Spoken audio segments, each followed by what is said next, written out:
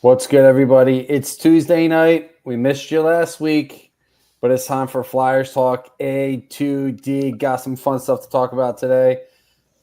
Trending right now, the NHL Draft Lottery, how it played out. Flyers picking sixth. There's going to be some pretty good options at six. Don't sit there and fret about it.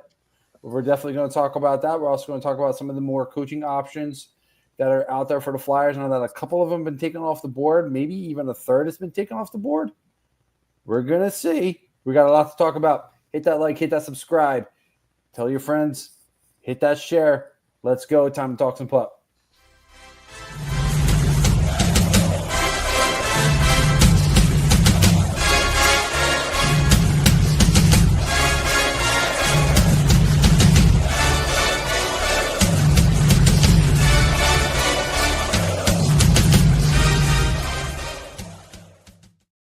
Welcome, ladies and gentlemen, to a brand new edition of Flyers Talk A2D right here on A2DRadio.com. I am Matt Sensuti along with the Darkwing, Brian Daly. What up?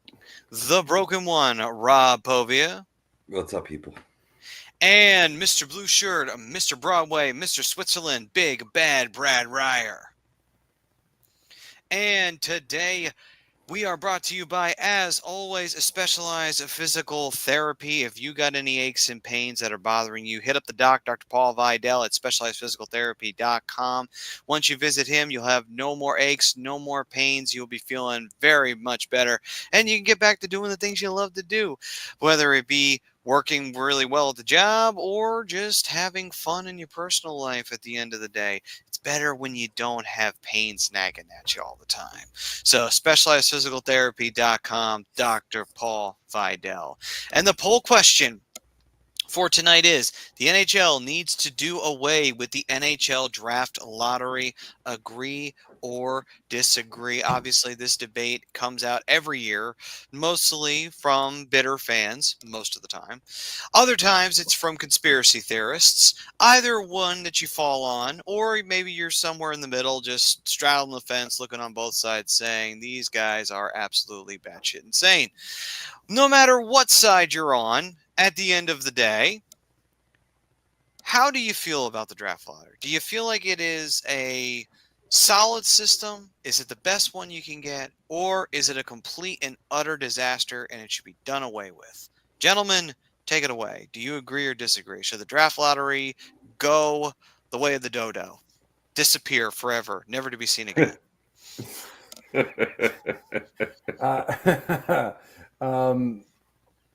I'm actually going to disagree, believe it or not. I'm not the biggest fan of the draft lottery. I think last year this past one yesterday, I think they did a better job of making sure that they're letting people know that it's not a rigged system. I can understand why fans are upset about it, and let's be real. You're not going to ever make everybody happy. So there's going to be no system that's ever going to be perfect for what this draft lottery is going to be, which little did I know, found out today, by the way, they were doing it since 1995. I didn't know that, which is fine. That's just, fun fact for you guys. Like I said, found that out today. I thought the Oilers were the reason why it even got put in place to begin with. But I'll say this, this past one definitely made me feel like it's definitely they're trying to do everything they can to do things the right way. I mean, no matter how you want to split it, there's going to be people who still think that it's going to be rigged, still set up for certain teams to win. You're not going to be able to make everybody happy. I mean, Flyers fell 2 places from where they should have finished. Ducks fell 2 places from where they should have finished. Pretty sure the Rangers fell 2 places from where they should have finished. So people want to sit there and go out and say that, this is NHL has it out for the Flyers, No, no, they don't. Like, stop it. I mean, don't have it out for the Flyers. I mean, There's no reason to. The worst team in the league this year, by far, by a country mile, was the San Jose Sharks, and they're not picking number 1. No, the Islanders are. No, yeah. Now, granted, I believe it was the Flyers, the Blackhawks, and the Sharks all had the best odds to get the number 1, and not one of them got it. Right. Okay, but like this is what a draft lottery is. Everybody cried that before doing the card flipping that it was rigged. Now you're going to sit here, and some people are still going to say that it's rigged. But I mean, do they still need to tweak it a little bit? Absolutely. It's not perfect by any means, but I think it's a good thing. It keeps teams from tanking, and it keeps from seeing, the big thing for me is it keeps seeing the talent throughout the league continue to be separated instead of the NBA where it's all in 5 or 6 of the same towns. So, for me, I'm fine with the draft lottery. Does it still need tweaking? Absolutely. It's not a perfect system, but I think it's necessary. Absolutely. I think they need to keep it. So, for everyone out there who might wonder, the Flyers, of course, are picking 6 overall. This is actually the third time the Flyers would be selecting 6th overall in the draft. Previously, they had picked 6th in 1969. They selected Bob Courier. In 78, they got Ben Wilson. And then in 1991, they got a gentleman by the name of Peter Forsberg.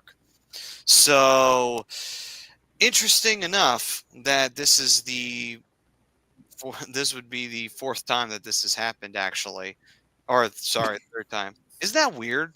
That's insane. That's crazy to me. This often. It's kind of interesting when you see that parallel in history. But anyway, let's see. Chris Olivo saying the draft lottery should be for the number 1 pick only, so teams can only slide down 1 pick. It was implemented so it doesn't reward that tank for a generational player. So, real quick before you go on, Maddie, I had a buddy who said this today at work that what they should do is kind of like, so the way you think about it is if you're going for the number 1 pick, or the worst team in the league should have 10 ping pong balls. The number 2 team should have 9. Number 3 should have 8. That way you're continuing to lessen the chance for some of those teams that finish above 10th. You're lessening the chance for them to make that huge, massive jump. Now, the one thing I think they should definitely do is they need to regulate a little bit of how teams should jump. So if you're outside of the top 10, you shouldn't be able to jump into the top 10. Yeah. Kind of feel where I'm going with that. If you're within the top 10, you should have a greater chance of getting the number 1 pick. But you should also have a greater number of ping pong balls. So once you hit 10 and you're down to that 1 ping pong ball, everybody from 10 and under only has 1. So if you're within that top 10, you have a better chance than anybody else. And obviously, if you're finishing dead last, you have the greatest chance. I don't think it's a bad system, but I mean, like I said, anything's better than what they're doing now. Like I said, it just needs to be tweaked to me. So I'll let these guys go. All right. So, Robbie, how do you feel about the draft lottery? Well, I do agree with Brian that they did a great job explaining it, but unfortunately, I forgot my advanced degree in calculus at home, so I still couldn't figure out what was going on, even while it was happening. Yeah. I was just like, okay, we still have a shot. Okay, 2 ball, those, what was it, like 6 and 12, we could have gotten the number 1 pick, meaning the Flyers, if 6 or 12 came on the 4th ball. I mean, they were full of transparency. Unfortunately, it's a convoluted system, but I do disagree to the poll. You don't need to do away with the lottery system. I agree with Brian. You need to tweak it because the lottery system keeps teams from tanking. And although with these latest changes to the format, it seems to benefit teams that are lower in the standings anyway. So maybe tanking does work after all, but the lottery at least keeps it fair, right? And Brian, I liked several of your suggestions in terms of teams that are down and out, maybe getting extra ping pong balls in for the lottery, because why was it 14? And that's what I couldn't understand, and not 16. But then again, that's going to promote people from tanking. And the one reason, and I'll finalize on this point, boys, the one reason why I hold the Shield and the NHL in such high esteem is that you never see teams playing to lose. And the minute that you change the rules that elicits that, the NHL is just going to become another one of the other sports. And I just feel that for the integrity of the game, you do need to have this system. Every organization's fans are screaming, "We got hosed." Sorry, boys. No, absolutely. And real quick, I'm just going to jump in. That's my biggest thing right now is everybody. Except the Islanders. Yeah, Islanders are the only team in the league right now that didn't get hosed.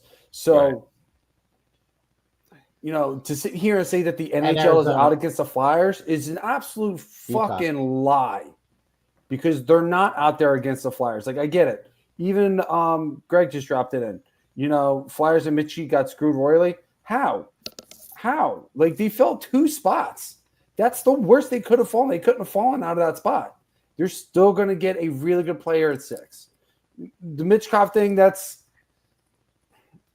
I could see both sides of the argument on him getting screwed, and we'll probably get into it a little more later, but the 3 guys that got listed as the Calder finalists deserve to be there. Well, I know you guys agreed with me when we were talking about this earlier. This was going to be a really tough Calder class for the Rookie of the Year. There was. I will say this, though, and I do believe that this is true when it comes to the votings of the awards and what have you. A lot of people, even though they really shouldn't take it into account, they do take into, did your team make the playoffs? Did you have a contribution in the playoffs? They do take a lot of that into consideration. Mm-hmm. I'm not saying that no team that didn't make it, that somebody doesn't win an award on the team, because that does happen. But it's usually awards that, things like the Bill Masterton Award, things that are not necessarily stat-based.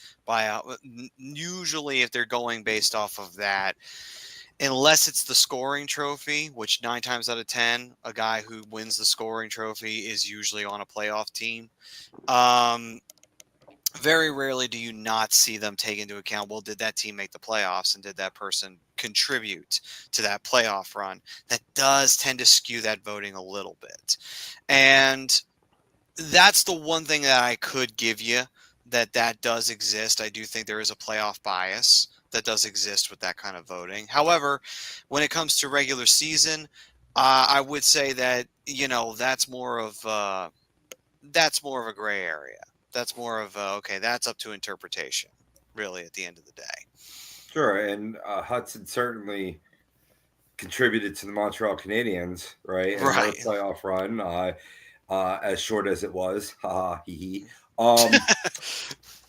But the other guys, it was a very deep class. Yeah, and I get it, right? But the goaltender in Calgary, Wolf, right? I don't believe he belonged there. I mean, yes, he had a great start. He was a DFS darling in the beginning of the year, but he tailed off.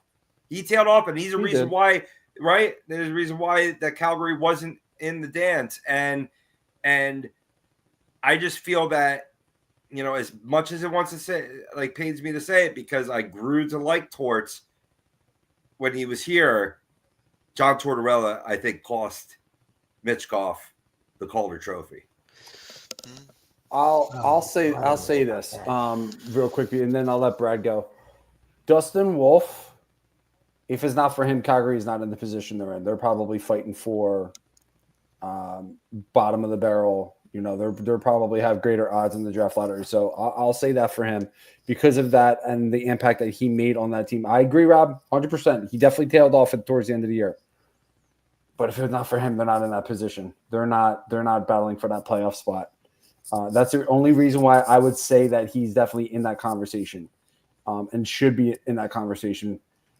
As for Mitchkov, unfortunately, I think there is a little bit of a bias there. And I don't think it's because he's a Flyer. I think it's because of his nationality. I think there's a little Russian bias there. And I've had this conversation with guys at work too. They all kind of tend to agree. Lane Hudson, obviously, clearly the best rookie. He's going to win it. I think that trophy is his to lose. If Mitchkov is a finalist, does he still win over Lane Hudson? Because, again, we're going to go back to a biasy here. The biasy is going to be Montreal. So it's not necessarily again, going back to, it's not a hatred for the Flyers. It's a bias towards a player's nationality. And I think the league itself, the voters are just going to go OG every single time. But I mean, hands down, this time at least, you can say that Lane Hudson clearly has been the best rookie in this class. And I do agree. I think Torts did hold Hitchcock back a little bit. But if you think about it, he only missed 2 games. How many more points was he going to have? Truth. But I think the time on ice and benching it within games amounts for something. And it's ironic that Lane Hudson being an American player. Yeah.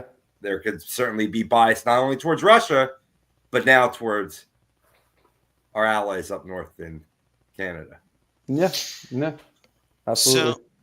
So Brad, before we get to Swoopy's question, how do you feel about the draft lottery? Do you think that it needs to be done away with, or do you think that it's fine or just needs to be tweaked? Like, agree or disagree on it? I mean, I'm going to disagree. I don't have any problem with the lottery. I think it's fine. I think the whole point of the lottery is to keep teams from tanking, to purposely get the best players, like Pittsburgh did when they got Lemieux that one year, which was a disgrace. And when Pittsburgh got Crosby and Malkin back to back, disgraceful. And that's why you have a lottery. And it's not going to change because that was crap. And it really, to me, it made the Penguins a big joke for a long time. That's one of the reasons. I didn't really hate Crosby. I just couldn't stand the fact that the way the NHL held Mario Lemieux, because they were crying about, oh, the poor bankrupt Penguins, blah blah blah blah blah. Come on, that was crap. So I'm glad that they did that. I don't want them to change it because I don't think they're capable of coming up with the right system.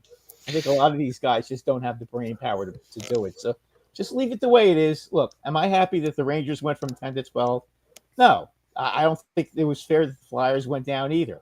And above all, I can't stand the fact that the Islanders got there. And I do, by the way, think that was fixed because Hochul made such a big deal, the Democratic governor of New York, about, oh, we don't get to have the game in the USB Center, blah, blah, blah, blah, blah, blah, blah. Yeah. So just to shut them up, I think they purposely gave the Islanders the first round pick. That's just my opinion, but social influences. You're right. Huh? Social influences. You're right. Yeah, I mean it was crap.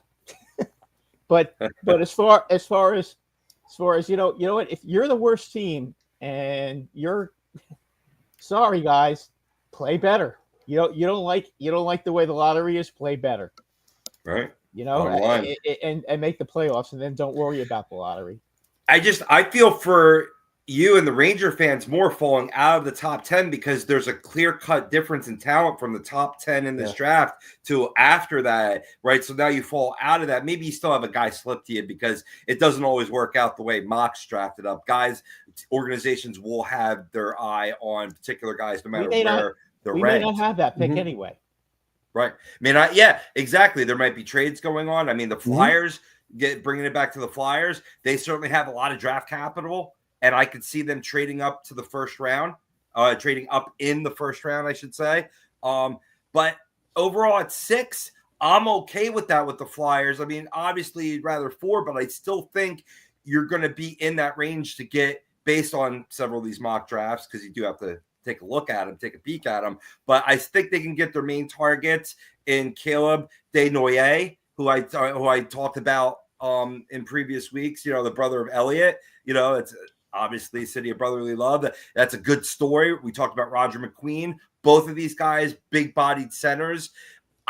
You're not going to get an Anton Frondell or a James Higgins unless they happen to slip. But as I said, maybe you could, if you're Danny Briere and Keith Jones, you can compile some of these first-round picks to get one of those players like in Frondell or Higgins. But they lack the size that I think this team needs. So maybe even stay put at 6 and draft your guy. So there's a lot of things that the Philadelphia Flyers can do. And Brad, there's a lot of things the New York Rangers can do. Well, as far as the Flyers, and I got to tell you, I mean, from after 5, it goes down a little bit. After 10, it goes off a cliff. Right. As far as you guys are concerned, I mean, I know you guys want to get a center. I just don't know. I don't know. I don't think that Desnoyer, is that how you pronounce his name? Denoyer. Denoyer. Okay, I don't think he's gonna last to 6. I mean, I could see him getting picked 5th. And then you'd be looking at either Martone or maybe Eklund, unless you want to get a defenseman. I'm okay with Martone or defenseman. He's a right If wing, you have to shift. and he can More score. towards a scoring winger too. Yeah. If I'm the Flyers, okay, instead of worrying about getting a center right now, I'm going after the best player I can. And if you insist on getting one of the top players, you have 3 first round picks. Trade a couple of them and move up. You can do that. Mm-hmm. There's nothing that says you can't do that, and that's a situation that you can get yourself into. And as far as the Rangers, understand that the Rangers, if they were in the top 10, they get to keep their pick right now because it's number 12.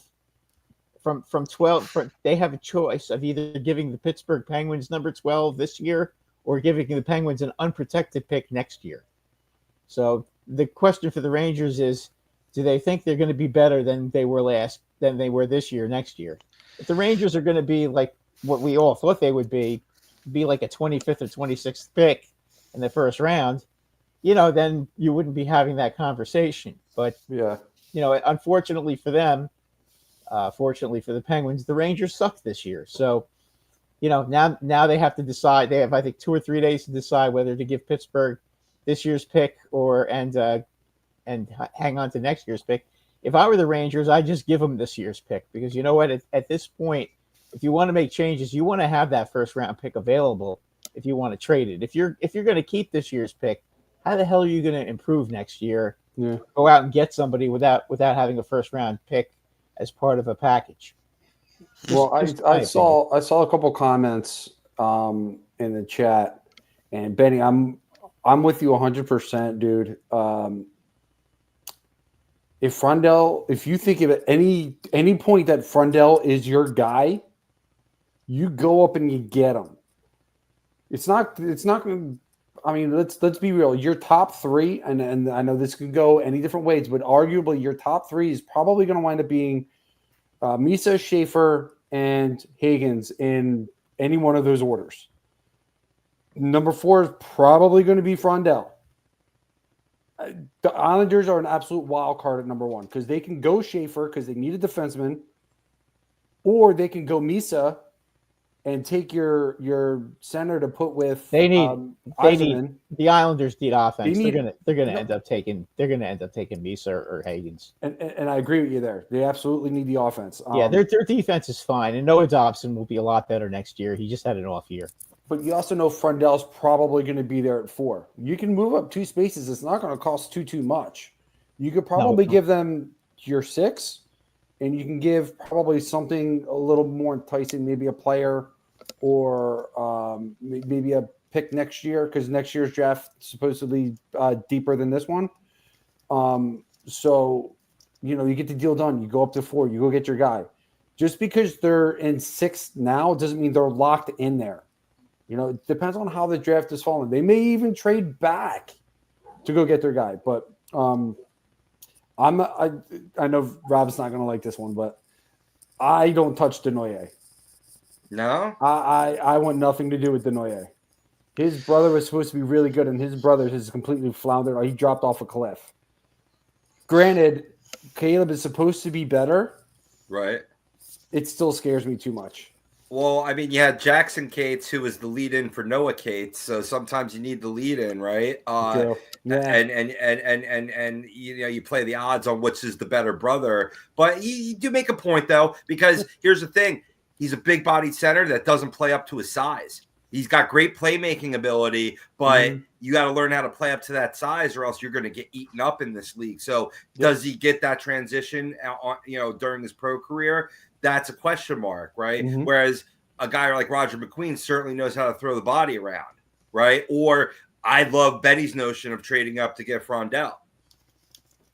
Yeah, I mean, I'd rather move up and get Frundell because he's a full 200-foot style player, big body, like things we've been preaching about over the last few months is something that the Flyers need. He's going to be a really shutdown good guy. At the World Championships too, by the way, Brian. Mm-hmm. He had a Really great good. showing, very good showing. That's just going to raise his draft stock. And I see, Priz, I see you, bro. It could go. That's the thing about this draft. There's no real certainty on who's going to be where, who's going to be picked where. There's no guarantee that Schaefer's your number one guy. There's no guarantee that Frondell doesn't go top 3. There's no guarantee that Higgins doesn't fall to 6. This is going to be a crazy, crazy draft. And like I said, you're not locked in to 6. You can make a move. You can move out of it. You can move up. You can move back. Right. Just 6 is still a good have position faith to in be Danny. No, exactly. Look You're at not, how many. you're not 12 or 15.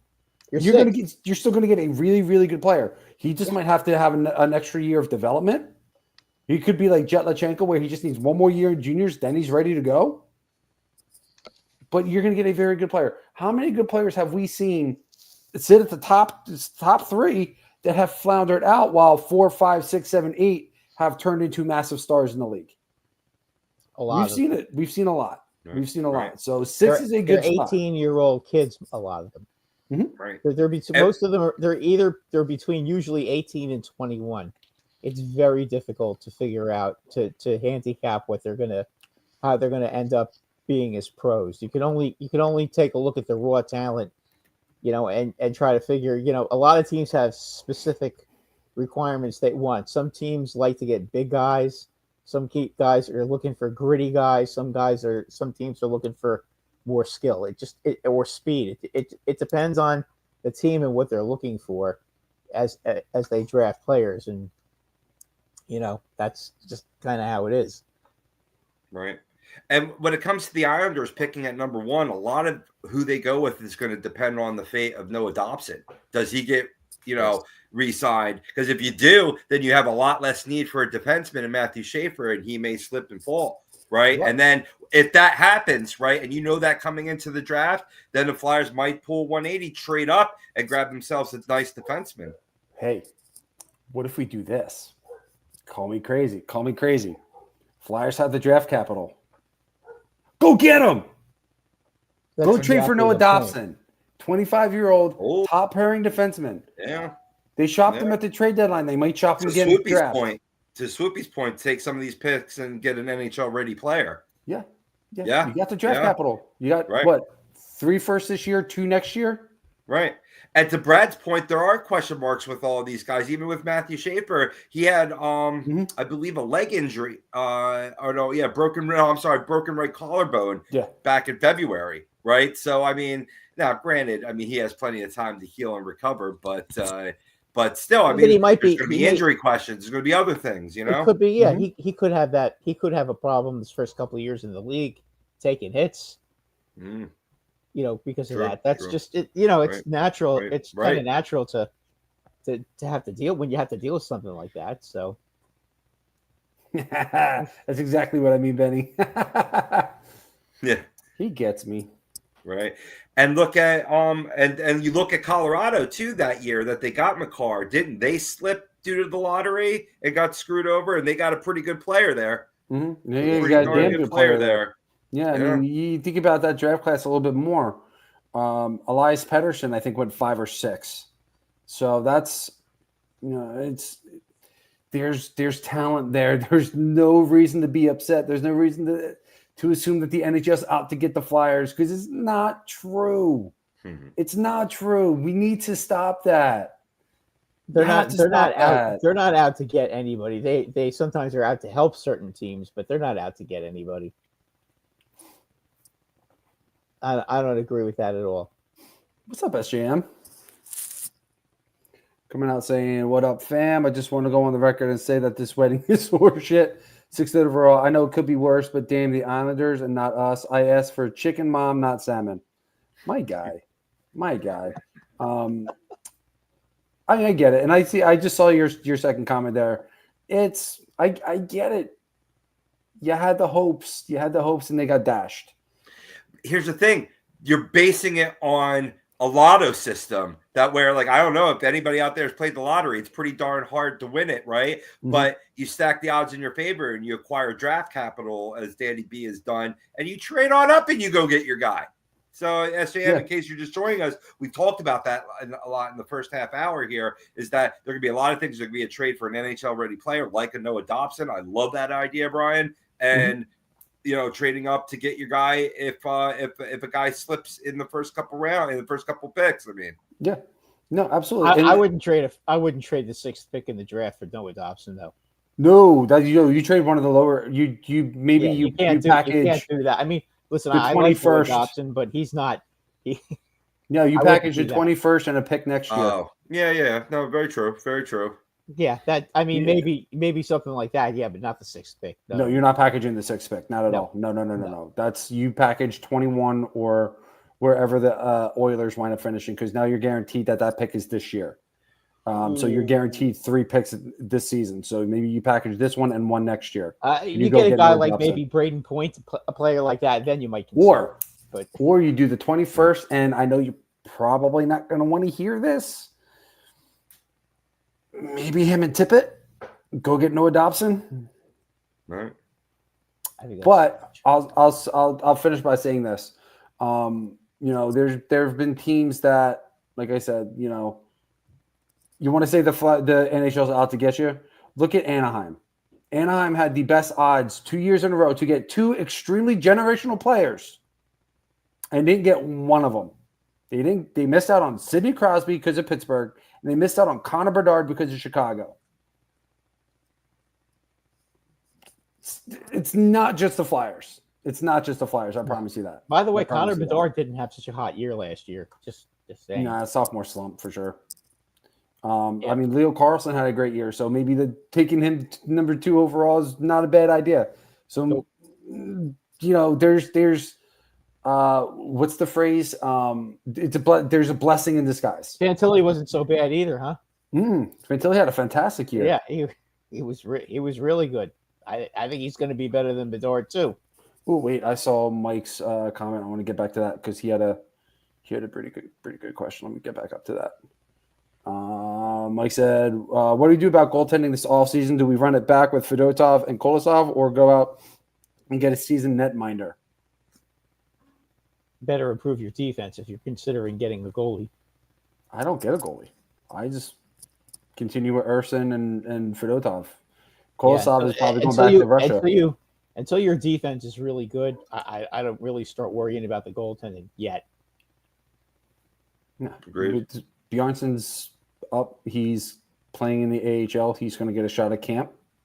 And then you still have Zavragan. So you just run it back with what you got until one of those guys are ready and they can prove what they got. Right. Now, if you're, you leap ahead in the acceleration of the rebuild and you're all of a sudden competing and you do make those improvements on defense, to Brad's point, then you can think about that. But you have to be, if you're getting the season netminder, that's when you got to be at the point where you're ready to not just make the playoffs, but win in the playoffs. Yeah, correct. No, for sure. And that's where I think a lot of this is going to come down to is, as far as the goaltending goes, how they feel like they're going to take a step next year. Is it going to be, are they planning on being close to the playoffs? Are they not? Do you just continue to develop the goalies that you have? I think you develop the goalies that you have. Obviously, we know who Sam Ersson is now. Goalies take years. Not a bad goalie. Goalies take years to develop. No, and Sam Ersson's about to hit his stride. You have to be patient with goalies. It's very rare that they come up and they're spectacular right away. That very rarely happens with goalies. I mean, and the best example is look at who's playing in the playoffs right now. Okay, Stolarz, it took him a long time, but now here he is, and he's playing very well. Bobrovsky was okay. It was pretty good when he started, but he nowhere near the level he's at now. A lot of these really good goalies, it takes them a while. They don't just pop in the league and become Patrick Roy in their rookie year. It takes a little time for that to happen. Yeah, I mean, another good example is Andrei Vasilevsky. He was 26 before he got the nod. He he wasn't even considered a playoff goalie until he was about 28. So, like, you're right. Goalies take time. They don't really Igor was they hit their 25 when prime. he came up. They hit their prime at a different age. It's not like a position player where you're going to start hitting your prime at 23, 24 years old. No, it's goalies about 25, usually 26. 28, 29, 30. That's when they start hitting their prime. All right. What's up, Maddie? Welcome back. Yeah. Hey. Sorry, I had to step out for a second. All good. All good. All right. So, obviously, a lot of possibilities are open there for the Flyers at the, number 6 position in the draft. There's a lot of questions on, do the Flyers make a trade? Do they stick with where they're at? They do have the other picks that they can try to push around and see what they can find. All those things. So it's an interesting situation that they find themselves in, a bit of a challenge too. So the possibilities that are here for the 6th pick, that are possible, obviously, that they're not guaranteed. So some of the players that could possibly be chosen by the Flyers are James Higgins out of Boston College, Porter Martone, or Martoni. Martone, you're right the first time. Martone. Yep. Anton Frondell, Caleb Dinwiddie, that I know you're not a big fan of, but those seem to be possibles for the Flyers to go out and pick in the 6th position. I'm sure there are others that were not mentioned, but I got to ask you guys, who do you think, if not any one of those names, are there any that stand out on your draft board right now that you would say maybe take this guy instead of any one of them? I would probably I'm going to stand on the ground that I was saying before. I know he has injury issues, and I know that's a big red flag for him, but talented player. If he's there, you need a big body center. I'm looking into Roger McQueen. This is a talented kid. He can skate really well. He has very good vision, and he's a very solid playmaker. He could develop into a very good 2C for any team that drafts him. He's a guy I'm looking at because, again, we need the one big focus needs to be the center position for me, because right now you're going into next year with Coots, Jet, Paling, and Cates, all of which are good. The one thing I would say about that lineup at center is right now you have 3 third-line centers, and then you have 1 second-line center. And I'll let you decide on who's who, but you gotta get better. And if Roger McQueen's there and he's the best option, I go after McQueen. And if McQueen's not there, maybe you take a chance and you go after a guy like a Victor Eklund, who's a very, very talented scoring winger. Flyers need a natural left winger, and that's what he is. So those would be the 2 guys that I'm looking at. Okay. Robbie, do you have somebody on the draft board that you're looking at that's not one of the big names? I mean, Merca's a name, right? But I think he's going to go to Seattle because I believe he plays in the AHL out there. So, that's like you wouldn't have to really move zip codes too much, right? And there's a strong interest, and they could certainly get him in the range where Seattle's picking. Brady Martin's another name, right, that you could go out there. I really think it comes down between Caleb Dinwiddie and Roger McQueen, because I think that's really where the team need is. But there's 2 things. One, we addressed earlier, Maddie, is that you really drafting is about taking the best player available, not filling your team need, especially with like that high first round pick, right? So if one of the defensemen slip, then maybe you can get him there at 6 or maybe even trade up, right? But the number 2 factor is Danny Briere started off his front office career by scouting players, right? And he scouted Jet Lichenko. And I don't think Jet Lichenko was on anybody's Flyers board last year when he got selected. So there could be a guy that nobody's talking about that gets picked. And so far, so good with Jet. So I trust the process. I trust the way he evaluates players and the way his team of scouts evaluate players to pick, the right guy at 6 if they stay there. True. Sweet. All right. Brad, how do you feel, man?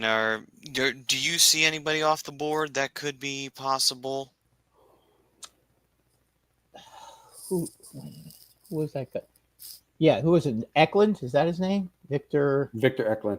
Yeah, Victor Eklund seems to be a pretty good goal scorer. I think that's a guy.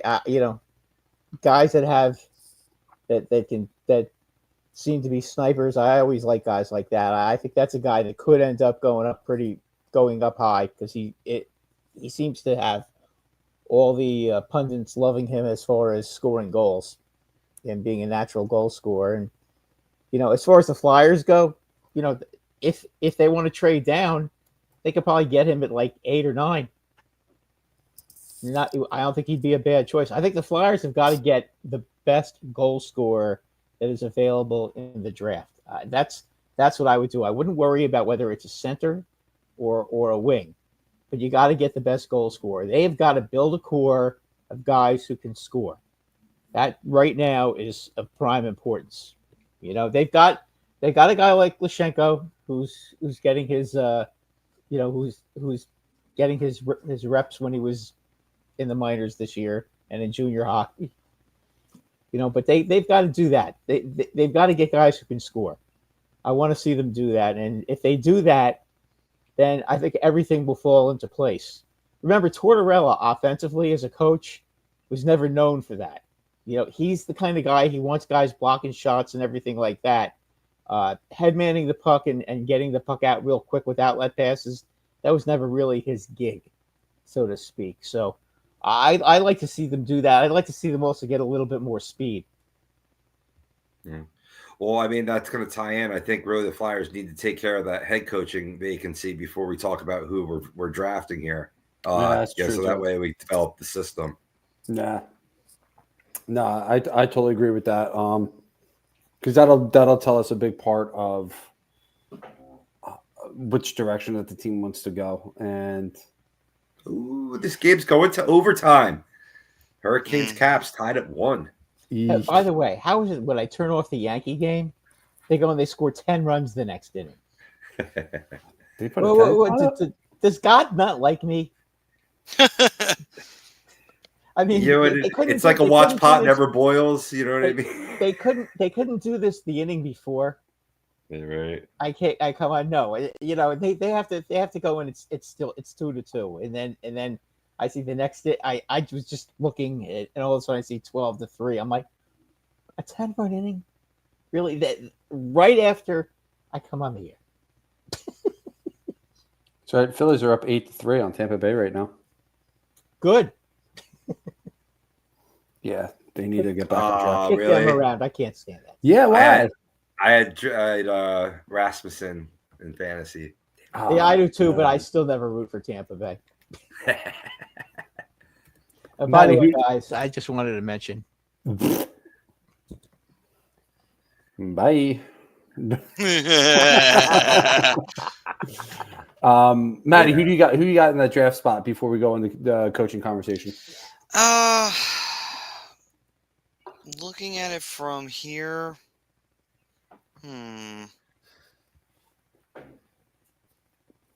just looking through. I do like Roger McQueen. I think that he is probably one of the better standouts out of the guys that you have available to you. If the Flyers could snag him, it might not be a bad idea to go for him. Oh, I don't think so at all. Sorry, I just got distracted. I just realized this Jamie Drysdale. Oh, never mind. He didn't sign his number on that one. Never mind. I've seen a bunch of mock drafts where Roger McQueen really slipped. Maybe even out of the top 10. So he's definitely attainable. No, for sure. I don't understand why he's dropping so far. Again, it probably has a lot to do with the fact that he does have an injury history, which is a red flag for a lot of teams. Right. But I mean, that could just be him not taking care, knowing how to take care of his own body.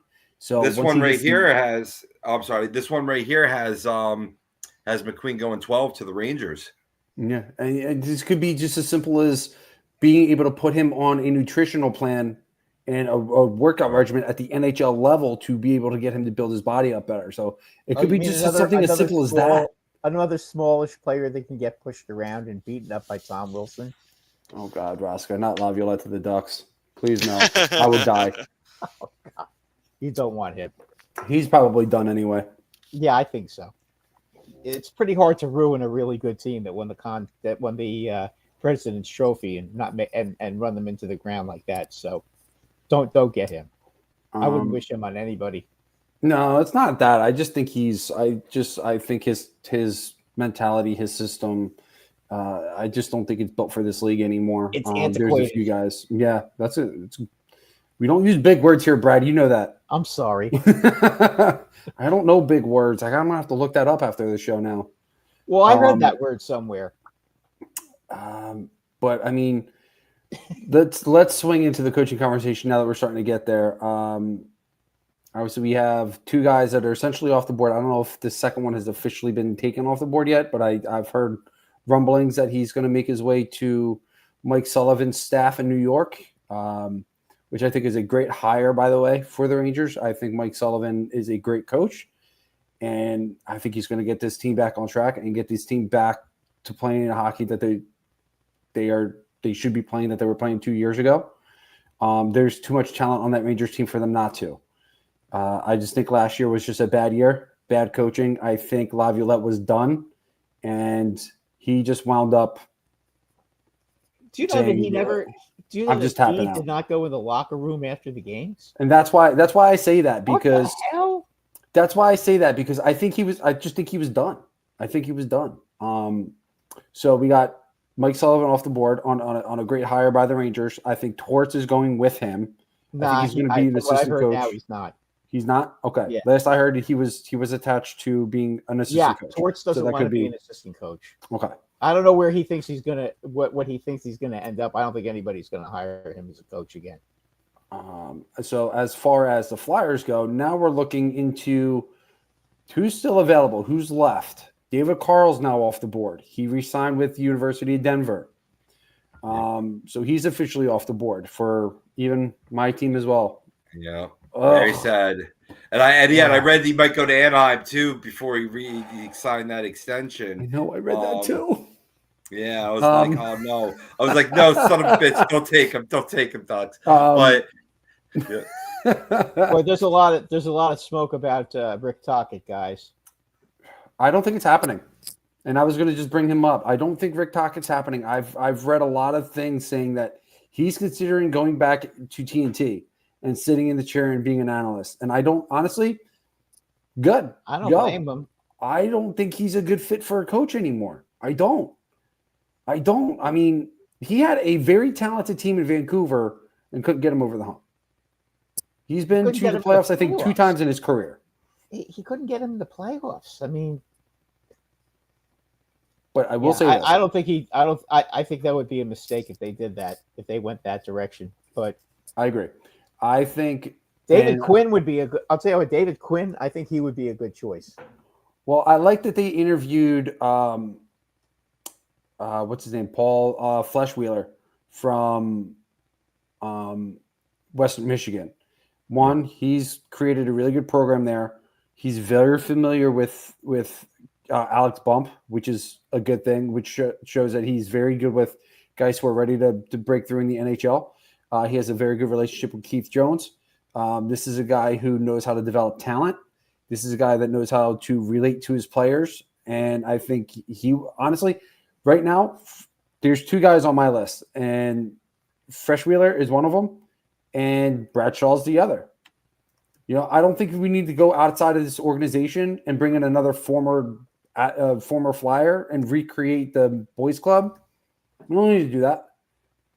Recreate the boys club from outside. I think that you need to get guys who can relate to the game today. Rick Tocchet, I don't think can relate to the game today. I think he's a branch off the. A lot about him, Brian. Who was it? Jay McKee. I haven't heard Jay McKee. I've heard Jay Woodcroft. No, Jay McKee, who was a former Buffalo Sabre, and he's been in the Ontario Hockey League for a while. He was also an assistant of the AHL rosters of the Americans before going back to the OHL. But he seems that they're interested in him as well. So I don't know.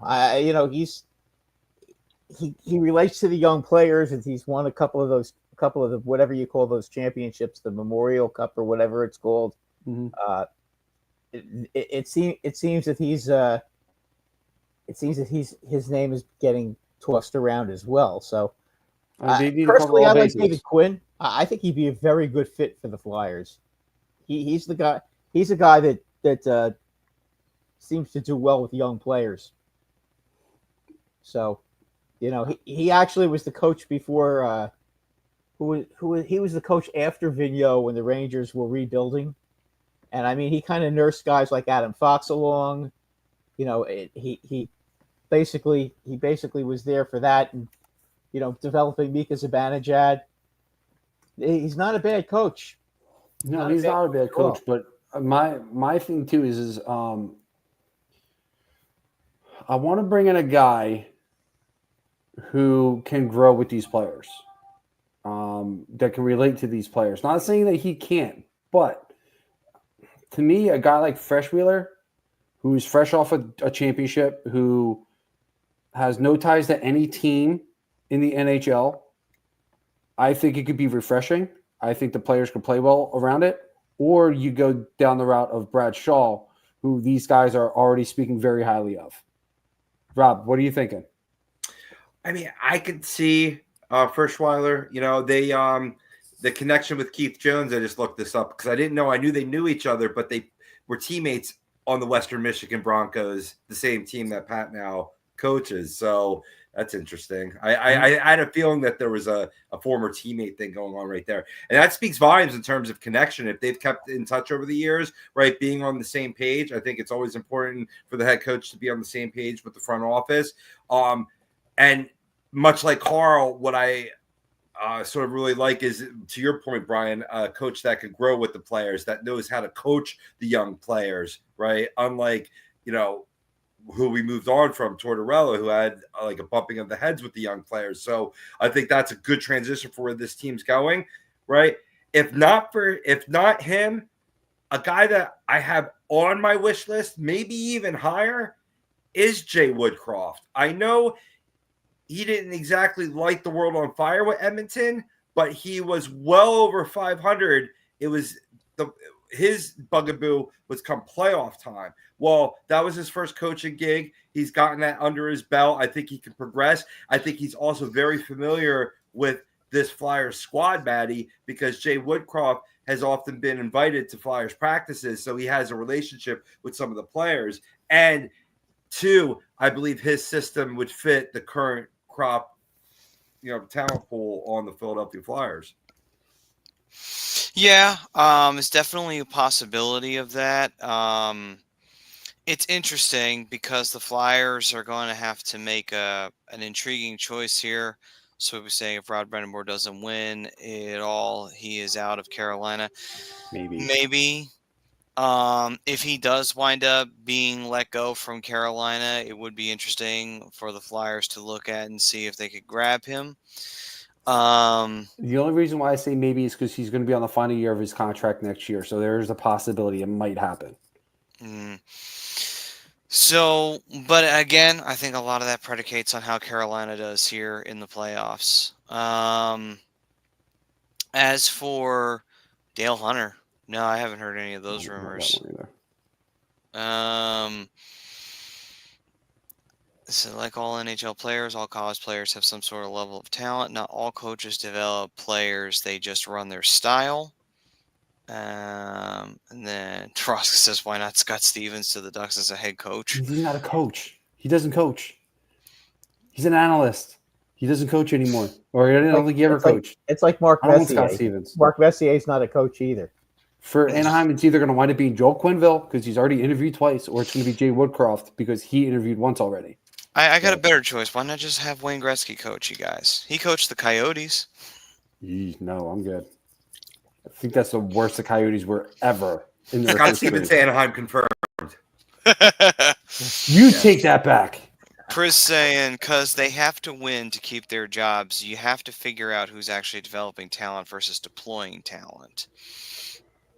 I mean, overall, I would say, I think the Flyers, looking at it from this perspective, I would not be shocked if they go a different direction than a direction that would be obvious. I think that they might actually pick something that we don't expect. What about the guy from Boston College? I never hear anything about him. He's staying put. He's staying put? Okay. Yeah. No wonder. I mean, he was in contention. I would have brought his name up too. Mm-hmm. Yeah, because I never heard anything about his name. Did he say he doesn't want to leave there? Is that the issue? Or I mean, I don't blame him. He's built an unbelievable program, and why should he leave at this point? But probably some not. guys do come back. So I mean, it's probably the same situation as David Carl. He's got a good situation there. He knows it. It's his. He doesn't have to start from scratch, and he'd just rather stay at Boston College. And, yeah, you know what, the top hockey players who want to play college hockey come to him. He doesn't have to go to them. Right. Ken Hitchcock returns confirmed. Ken Hitchcock. We're going back to the dewy slopes of 2004. I saw Swimpy chime in Laviolette for a reunion with the Flyers too. Let's have a reunion show. You don't want him. I don't know what drugs y'all are doing out there, but can I get some? You don't want him. Y'all got the good stuff. Y'all got that good stuff. Y'all got that good. Let's go.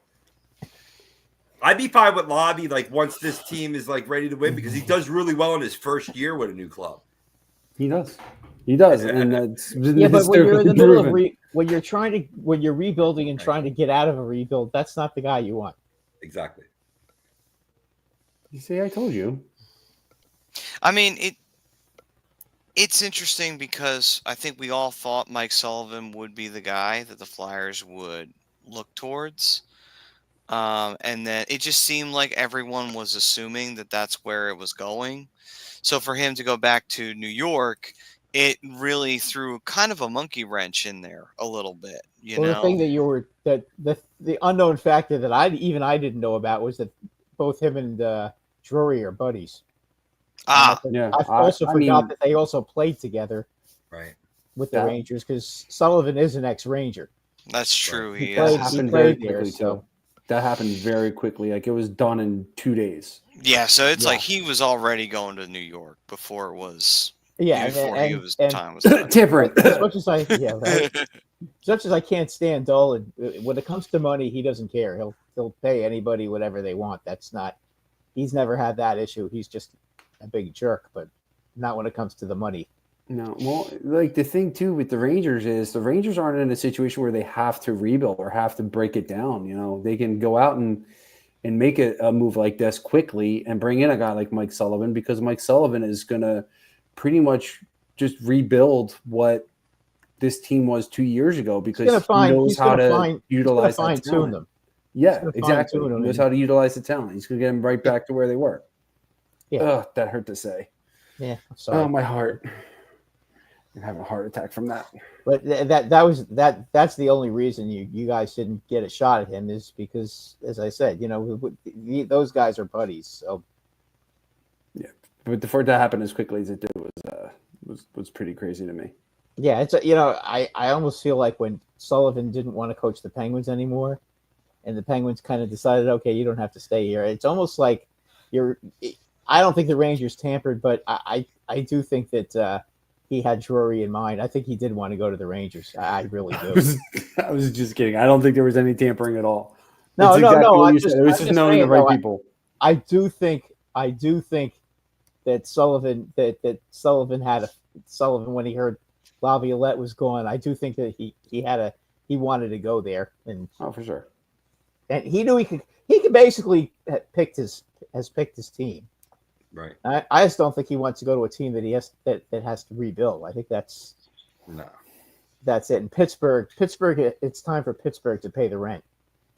They're the the bill is now due, and they're going to suffer for a while. Yeah, when you told us in the chat that Sullivan went to the Rangers, I said it was a good fit, former player there, and it's a team that, can, restructure their system and go out and win right now.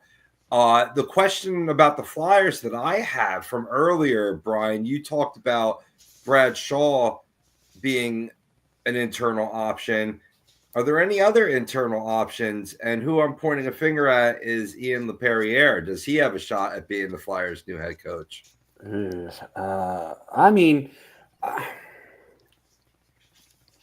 Bradshaw for me would be the only one. And I know that some of these guys that played a similar gritty game like Lappy played do turn out to be some of the better coaches in the league. And I think he's doing a phenomenal job with Lehigh because they're in the second round and they're up in the series, I think, last I saw. Right. They're doing pretty darn well, and they have been doing pretty darn well. And he's had a relationship with a lot of the younger Flyers on this team. So, I mean, there is that. I mean, I don't think it is an internal option that comes out of this, but he bared mentioning. Right now, Robbie, if I'm Danny and I'm Jonesy, I'm talking to anybody and everybody and trying to figure out who the best candidate is going to be. Brian, do you think the coach on Colorado is in trouble? I don't think so. I'm not exactly sure what happened in that series against Dallas. I don't think. I mean, I was one of those games they got just absolutely outplayed, but that Game 7 comeback, that was one of the most incredible performances since. That's the greatest performance I've seen by an individual player since Mark Messier. I think considering how the season started for them and how they had to overcome a bunch of injuries throughout the year, I think he gets at least one more year. I don't think he's on the hot seat yet, just because that team is still a contender. I'm not exactly sure. I mean, getting Mackenzie Blackwood probably wasn't the best idea. He was never really the best goalie, but I definitely revamped that team just a little bit next year. Maybe bring in another defenseman. They tried that. I don't think they're gonna. ones. I don't think he's going anywhere. I think he stays put at least another year. What about the guy that got fired from Seattle? And I can't remember his name. Bosma? I'm not touching Bosma with a 10-foot pole. You don't like him? No. No. Nope. Think about it. He got fired after 1 year. Yeah, I'm not touching that on Yeah. a rebuilding team too. Yeah. Let's say you, Maddie. You're Let's right. say you. Right now, and it's hard to say really, like who I would go get because I mean I'm not so sold on Tocchet. Yeah, he had that really good year in Vancouver, but then they couldn't recreate it. They didn't have Quinn though. There is something to be said about that. There's something to be said about that, but it's not unheard of that they've had his struggles, and Carolina just won. But besides that, Who got the game winner? not sure yet. Probably Yahoo. I see the first line of Vegas Golden Knights already up on the board, 1-0 versus Edmonton. That's good for my DFS play. Thank you. my guy Shea got Theodore. Shea Theodore got gets it. an assist. Yeah. Jacob Slavin. Let's go. Slavin. Oh, So- Slavin. Okay. Oh, Slavin for the Hurricanes. Nice. Slavin Yep. for the Hurricanes. But besides that, like I said, I'm not so sold on Tocchet. Throughout his time as a coach, he's had moments where he's had brief success. But it just doesn't last long. It's like a flame that burns real hot. It burns very fast, and then that's it. It's gone, and it's no consistency to it. And that just seems to be like the norm through his coaching career. How about Coach Q? I don't know if he'll come back. You think he'll come at? He's probably going to wind up in Anaheim. He's going to go to Anaheim. He's already had 2 interviews with the Ducks, so he's right. That's probably where he's going to wind up. Boy, the Ducks get Interesting. him. The Ducks get him. They're going to make the playoffs next year. Well, They're They're Verbeek ready to wants come it. out of their rebuild now. They're there. Verbeek has already said next year is the goal is the playoffs. Yeah, they have. Yeah, they. I think that the future is very, very bright for them starting next year. Don't mind me, boys. I'm multitasking. I got to try and get a rookie patch auto Leo Carlson tomorrow. So Right. we're trying to put together a nice little deal. So, right now it's kind of hard to really judge on who I think would take the spot really right now, because it's just, I know there's options out there, but it's like, it's tough because it's not like the Flyers are necessarily a playoff team. Where it would be easier to say, okay, go grab so and so or so and so because we're already in the playoffs. Some coaches are great for the playoffs. Like, they're great for that consistent, they're going to have a great season, they'll be a cup contender. They're great for that period of time. Then you get the coaches who are very good at managing teams, and those are the ones you usually want for teams that are rebuilding. Like, they manage the players better. Not to say that coaches that are usually consistently on playoff teams can manage players, but it's just that their job is to instill, like, deploying the players, as Priz was saying, in the positions where they can be successful because they're already proven. Whereas when you're managing players, you're figuring out where they're at. You're figuring out, okay, who's going to work here, who's going to work here, who's going to work on special teams, who's going to work as the starter. There's a little bit more to it than that. I'm not saying that, if you're coaching a team that's competitive right now, that you don't have the ability to do that. What I'm saying is, when the team's already proven and is consistently in the playoffs, there's a lot more micromanaging sometimes that has to come into play there, because you're developing players more so than you are coaching. And I'm not saying you're not coaching to win, but you're developing players as your first and foremost effort right now. What about the guy from the Kings? Is he on the hot seat now? 5 years in a row losing to Edmonton. Can you even blame that on him, though? I mean, you're going up against the Oilers. It's not exactly an easy team to face off with. Well, him and Rob Blake and the Kings have separated. So that could be just something as simple as just bringing in another GM to be able to wrangle up some more talent, get some more deals done at the deadline to be able to surpass Edmonton. But the problem with Edmonton is you get yourself in the penalty trouble. They're gonna make you pay for it every single time. Right. While they have McDavid and Draisaitl, because I really truly believe after next year it's only going to be one of them. Because you still got to pay Evan Bouchard, who's going to be wanting at least 10 to 12 million a year because he's one of the best defensemen in the league. He's going to demand that money, so somebody's going to be left out to dry. He'll get it too. And I'm hinting that it's going to be McDavid.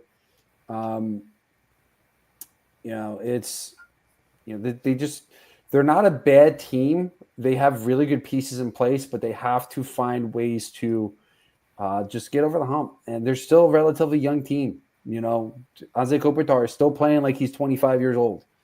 So take advantage of that while you can. I think once they get a new GM in place and they talk to a couple free agents and make a couple of trades, I think the Kings will be fine. And I'm hearing Ken Holland to the Islanders, Prez, not Rob Blake. I say that like I have sources. All right, so it looks like that will do it on that note here for Flyers Talk A2D. We thank everybody for joining us as we restart our way back into the limelight here of A2D Radio. As we saw the Hurricanes, they won their game tonight, so they're up 1-0 in the series. Meanwhile, Vegas is currently up 1-0 on Edmonton. The quest for the Stanley Cup continues. 2-0. 2-0. While that continues on, we are, of course, continuing our quest to see who the Flyers coach will be, as well as who the Flyers could potentially pick at the 6th overall position. Or will they trade that? Or will they trade one of the other first-round picks? Or will they trade both of them to move up higher in the first round? The point being is that... move up and go for the gusto, boys. The point is that the Flyers have options in front of them. Lots and lots of options and decisions to be made. So with that, we will continue to see what the possibilities are for the orange and black as we move forward here. Until then, though, folks, we thank you for joining us here on A2DRadio.com. Once again, we were brought to you by Specialized Physical Therapy. If you have any aches and pains, call the doc, Dr. Paul Vidal, at SpecializedPhysicalTherapy.com. And we thank everybody here for joining us, our regulars as well as the newcomers. Thank you for joining us, and you guys are the lifeblood here. Don't forget to like, subscribe, share, hit the bell icon. Helps us out a lot and continues to grow us here on every platform and social media as well as YouTube here. So thank you all for joining us, and we will see you guys next week right here on A2DRadio.com. Peace and love, everyone.